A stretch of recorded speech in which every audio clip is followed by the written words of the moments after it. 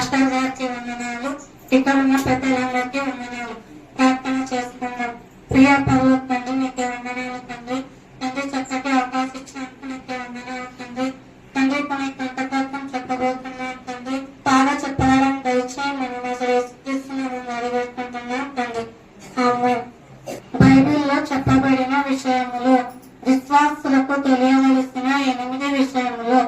మొదటిది, దేవుడే నా తండ్రి.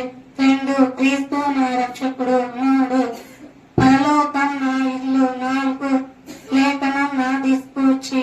5, ప్రతి విశ్వాసి నా సహోదరుడు. 6, సువార్తే నా సందేశం.